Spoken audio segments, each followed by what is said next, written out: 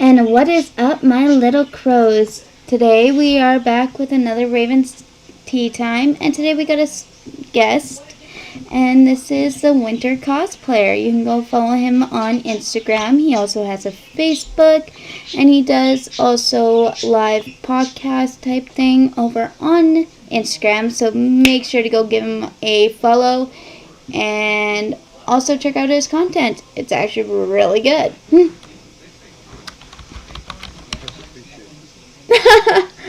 All right.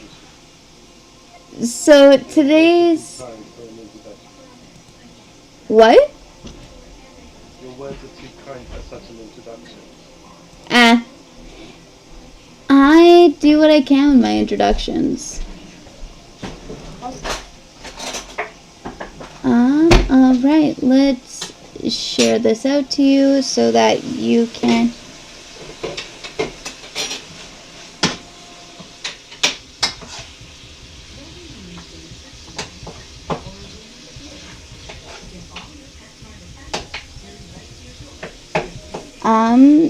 I will definitely get this shared out to you.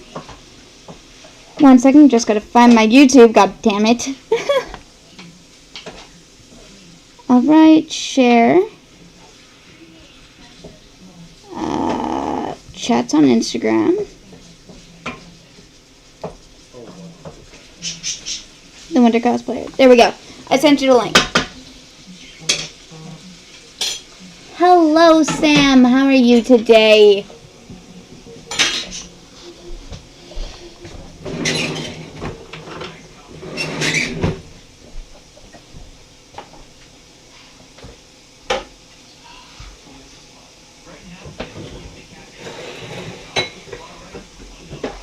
So basically today's topic will be about forms of art, and that can be in relation to basically anything. So it can be to actually, yeah, I feel that's him. But basically it could be anything to like making props for like cosplay, or making cosplay itself, to actually being able to create the costume, to, if you're doing cardboard, to painting the costume to the way that you want it to look, whether that be in a certain way or an original. If it would give a small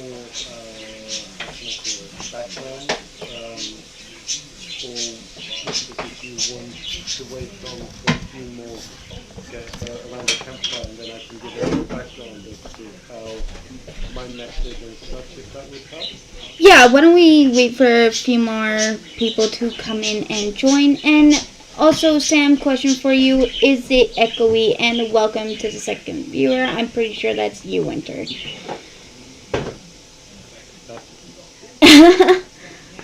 Is it echoey? Because, like, I just got a new mic, and I'm, like, kind of hearing myself on my end, so I'm just wanting to make sure it's not too echoey. It's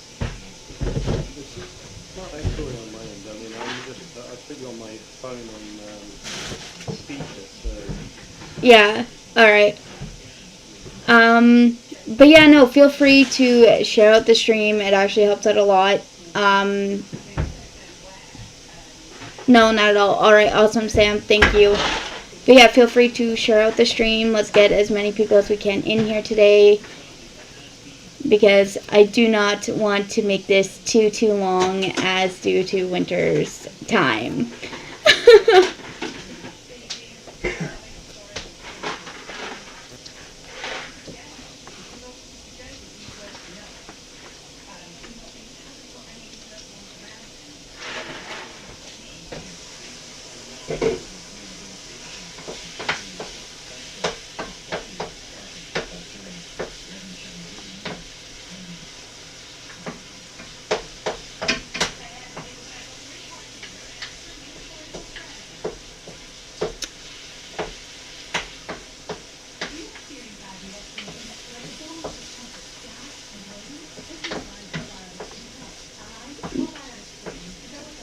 But I think what we should start out first is basically how how does the creative process start when you're wanting to create your props or whatever you're wanting to use for your cosplay? So what I tend to do is it depends on the character, the image you're looking for, really. I mean, if you go anywhere from, say, if you go for a good character as an example, take, say, I don't know, just throwing it out there. Let's say you take a fairy, for instance. You'd want something on a prop basis. You'd want, say, like a star-shaped wand, for instance. And then on the flip side, if you go for, say, something a little bit more chaotic or whatever, say, anywhere from a space marine from Warhammer, you want something like a chainsaw sword, or say Mortal Kombat, and then in my circumstance, you want like swords, axes, kunais, those kind of melee weapons. And at the end of the day, when it comes to props, it all depends on not the character portrayal, but what character you want to portray Yeah. and how. And the at the end of the day, the weapon, the prop, if you will, is merely but the icing on the cake. True. And I always try to make mine, to put it politely, flashy, because now generations that photographers love big flashy weapons and stuff, and thus I try to have this small philosophy to myself that I try to make it over at least 2 meters in length, whether if it be a sword or if it be a scythe or such, and I try to make it bombastic, but at the same time that I'd be able to wield it, because there's nothing worse than someone with a prop that doesn't really know how to use it, and that's a personal bugbear, and I have nothing against others, but it's just a personal pet peeve of mine personally. Yeah. So just throwing it out there, say you were doing like a Sub-Zero Hmm. cosplay, right? For example, would you be able to, with some knowledge into some technical work or whatever, would you be able to incorporate like one of his moves where he has like a cold blast or whatever type thing, but instead of having it like ice, you make it like a really cold like blast of air or something like that? Would that be like another form of something people have done or you've wanted to experiment with a subby? Right. So when it comes to if you're referring to, I've not experimented with LEDs. I've not experimented with uh, sort of that orb kind of prop, spherical prop, so to say, yet. Um, I haven't looked into going down that road yet. Okay. When it comes to and I don't want to call it copy and paste, but I know people like to do screen accuracy, and don't get me wrong, I respect those that do screen accurate poses and such, and I completely respect it. Shout out to Finishing Cosplay, who does a fantastic Sub-Zero, and he does a fantastic shot-for-shot poses. And in my circumstance, I try to do my own variation of whether it be my Sub-Zero, which is more armored, just slightly more, well, I guess armored would be the better term, or whether it be my Scorpion, which is again more armored but with a 2 meter long tail, because Scorpion doesn't really have a tail, a visible tail, and yet from afar people recognize me, people are intimidated by me, and it's that persona at the end of the day that I try to convey. Yeah.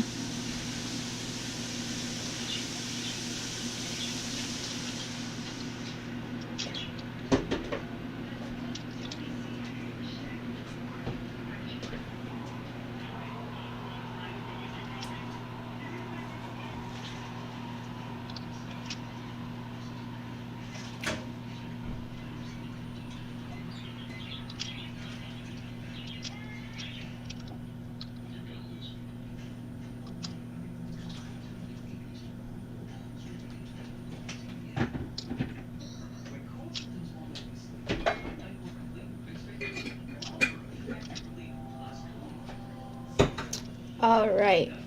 So I just shared it also. I just created a post on Instagram as well for my followers too. And I basically just said, live right now, link in the bio. Come and hang.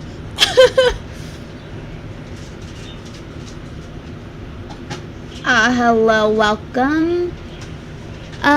So basically what we just talked about was basically, more detail that some cosplayers do. I asked Winter if he's done anything specific, like creating a Sub-Zero character where he has,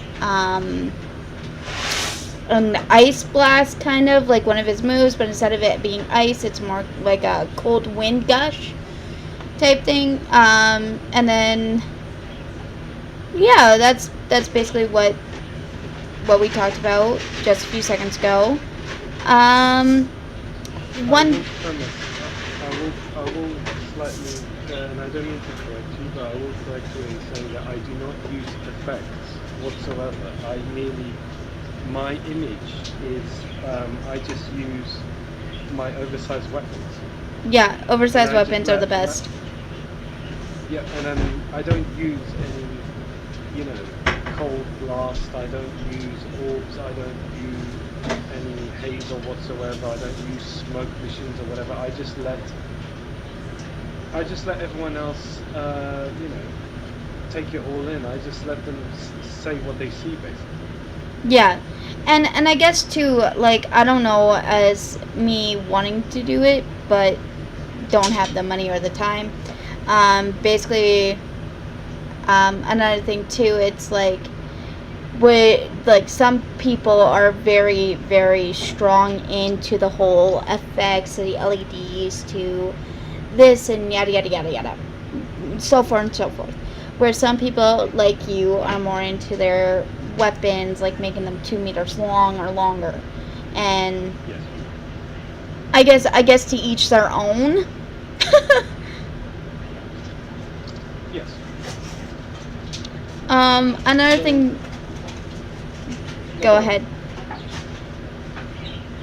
I was gonna say that when it comes to the Middle Eastern ring, I mean, people know me for my multiple characters, but at the same time, I emphasize that two things. I try to make them unique, so they're not screen accurate, so they're my own style, and two, um, I try to have a story behind it. Yeah. And when I mean by story is my story would be like why I made it. So,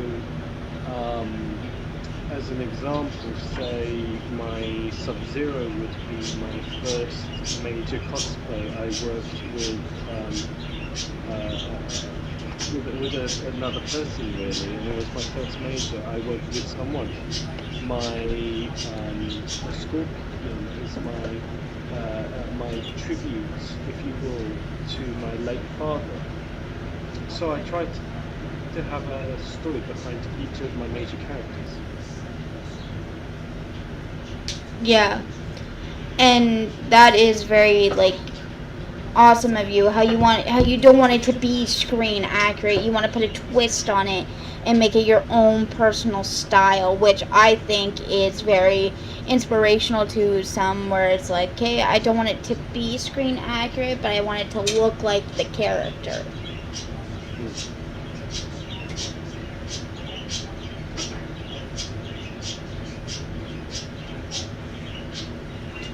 But I guess also considering weapons, like what would be like your main material to use? Like, what is your Um, go-to for that? oh, easy. PVC pipe and fiberglass plastics.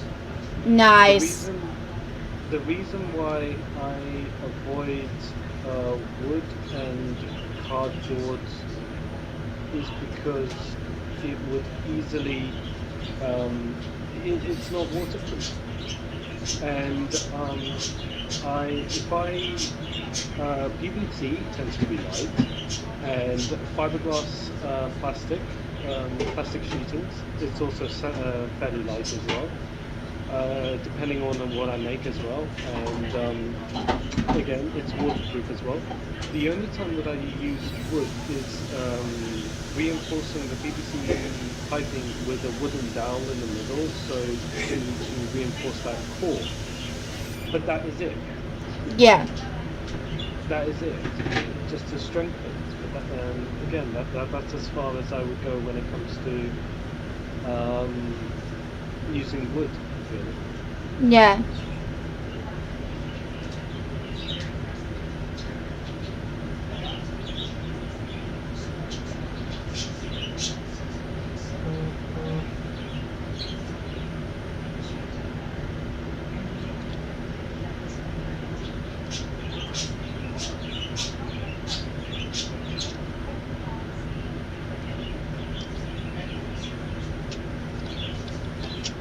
But yeah, no, like PVC pipe and plexiglass is the best, honestly, because I have worked with plexiglass, and it's just phenomenal because you can get it directly cut to kind of the right shape or whatever you're thinking of.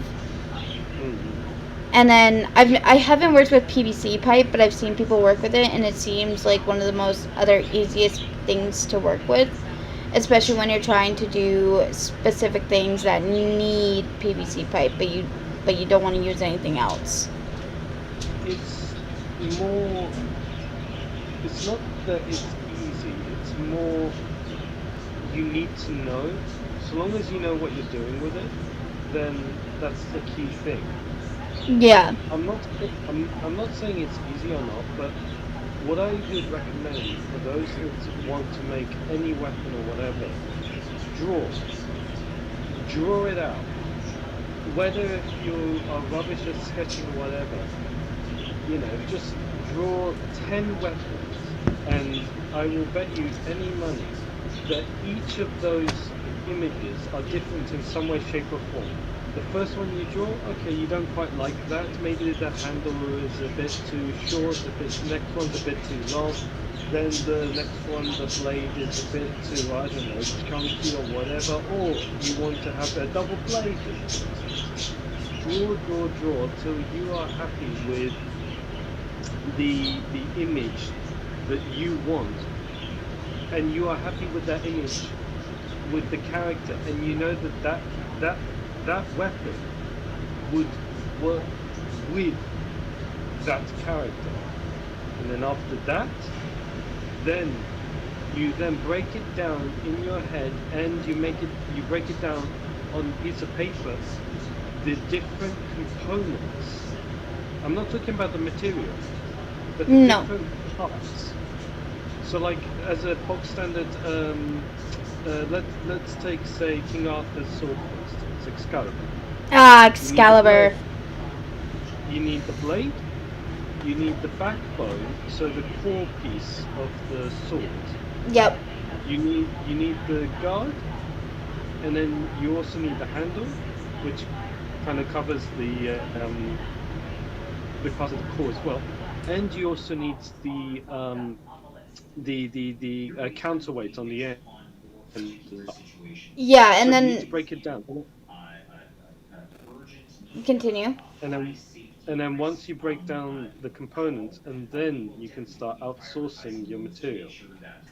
Yeah, and then also with that, if you're really wanting to be like off screen realistic or do something like you do where it's not like you wanting to put an old twist on it. I know the King Arthur story has so many different Excalibur type Yeah, drawings to it. Some have blue stone, some have red stone, some don't have stones at all. But if you're really yeah, wanting to go with a um, basic sword and stone movie type style, that's a good yeah. one. Or you can do like more accurate or more elaborate, like Once Upon a Time Excalibur Mm, type thing. mm. But Um, at the end, yeah. But I was gonna say at the end of the day, it all depends on who are you making the weapon for, as in which character, yeah, what weapon you are making, why do you want to make it?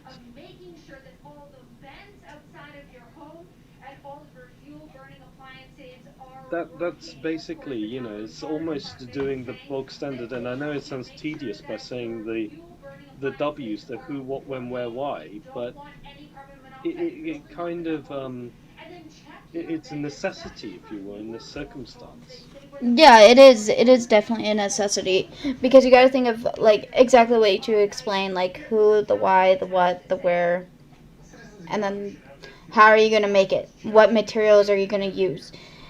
Like you got to think of all these things, and then also with the drawing of it, you can look back at your drawings and be like, okay, well this one's not as good. I don't like this.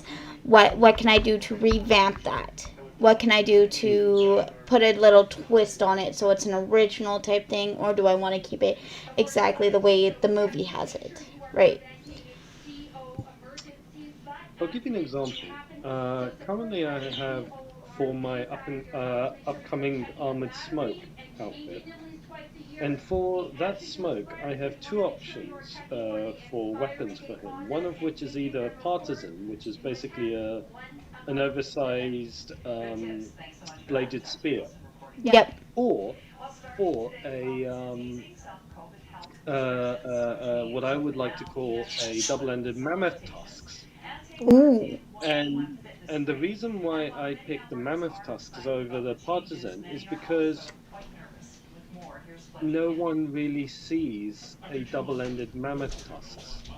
No, they really don't. And exactly. And my reason, while it might sound a little hypocritical, so to say, but I I like uniqueness for each character, Yeah. and it's I love double-ended weapons, and that's my story I am telling. I am not telling the story from the character's perspective. I am telling the story from me as a creator, as an artist, as a me. Yeah. And while it might feel a little off, no disrespect, but I don't care. So long as at the end of the day I have fun, and if people love it, great. If people don't love it, oh well. Yeah, it's basically your own opinion, like we said before. Like Mm, off my stream, we've talked about this before. At the end of the day, it's more the fact of it don't matter if they're happy with it. What matters is if you're happy with it because you're putting the time and the effort and the patience, man, the patience to be able to create these amazing cosplays and mm. like commending you on that one because I'm ADHD and so I'm sitting here thinking, how in the hell do people have the patience for this? Your words are too kind. Yeah, but all in all, like I said, and like you said, at the end of the day, it don't matter what they think. It's what you think because again, you're putting in the time and the effort. So you gotta be the one to be happy with it, all in all, and it don't matter. Mm. Because at the end of the day, when it comes to the final results in the picture, that's basically your portrait, your canvas, your whatever, and you need to know what you want to see on that picture. Yeah, That's the key point. And at the end of the day, people will see that image. And whilst granted, so long as you're happy at the end of the day, but it's that image. yes, definitely that image. I do think due to timing, we are almost at a half an hour. I do think why don't we start wrapping it up and you give us a little bit of background into what got you into cosplay and what you like about it and what inspired you the most. So I've been cosplaying since 2015, so almost 6 years. And I started off with, as I like to call, a closet cosplay. So basically, whatever I had in the wardrobe, I liked to, and I had a leather jacket. So I started off with a bog standard Punisher cosplay. Um, and then after that, slowly, I progressed with skills and such, and I had a blue raincoat, and I had a Santa hat, and took the white fur off the Santa hat and put it on the blue rain jacket, and turned it into the DCCW Captain Cold outfit, which for a while I really loved because it was different.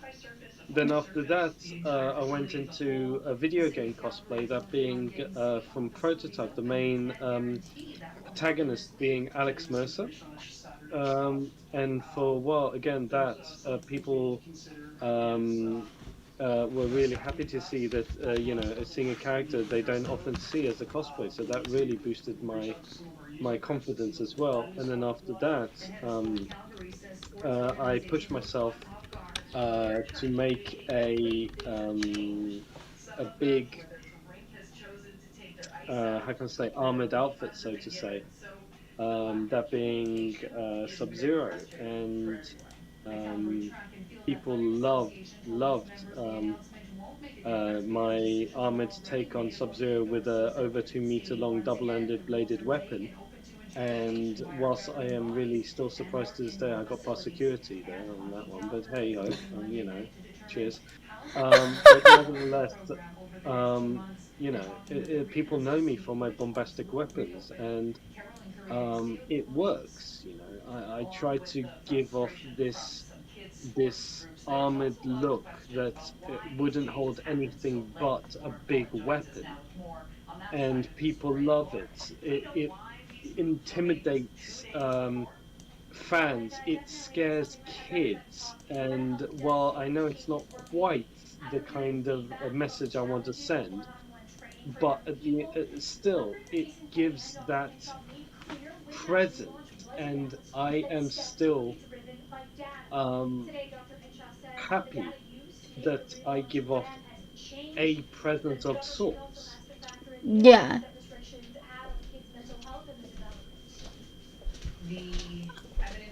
And one of your biggest inspirations,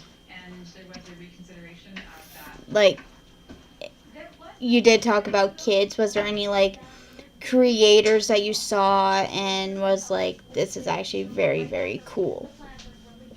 I, this is where I'm gonna sound slightly I don't mean to sound selfish or such, but I admire, don't get me wrong, I really respect and admire various cosplayers out there, prop makers out there. So like say um Odin makes Kamui cosplay. I completely respect what they do. Yeah. That being said, I try to go my style. I mean, it's like saying when it comes to cooking, that where did I get this recipe from? A cooking book, or I got it from a chef. But I'd rather learn as I go on my own, so at least then I can therefore then tell people I taught myself. And there's a bit of um, how can I say, gratification, if you will, Yeah. that I taught myself. Now, when it came to Reptile, I needed help with a mate to make the full scale armor suit, a full body scale armor, which took us 6 months to do, mind you. Holy shit. And yes, it's a full body scale armor. And and because we've never neither of us have done scale armor, we did need to look at the basic tutorial to how to do scale armor. But besides that, everything else we self-taught. How to bend around the body, how to tweak it, how to make even tails. We have two tails on my reptile outfit, so just to make it unique. And yeah, so I just try to give my characters a story, a flair, and an icing on a cake with a oversized weapon. Yeah. So basically, what we're getting at too is like, from hearing that, is that you inspire yourself to be able to do better every day when you create your weapons.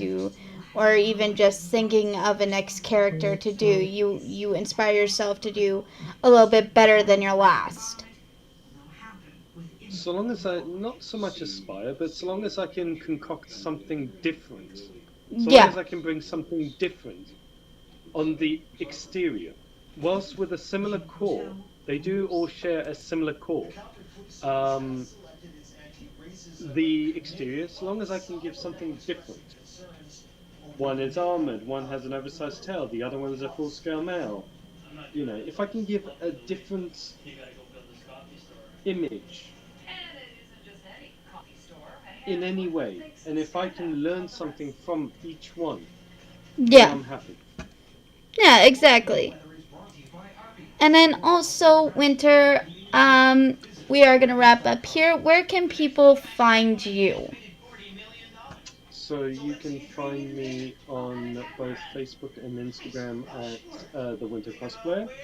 I am also running a cosplay and art appreciation podcast called the Appreciation of Cosplay from a Certain Point of View, which I am still looking for more guests. Whoever would like to come on and have their say about both cosplay and or art, then by all means do send me or Raven a message. Then um, we will invite you on in due course. But other than that, yeah, I would like to thank Raven for inviting me on today. Yeah, anytime. And guys, you can find me on Instagram at RavenGaming01. Feel free to shoot me a message for Winter's podcast if you are interested in doing that.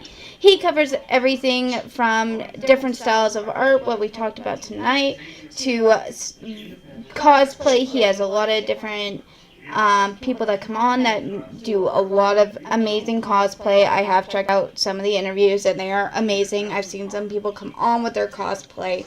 It is just outstanding.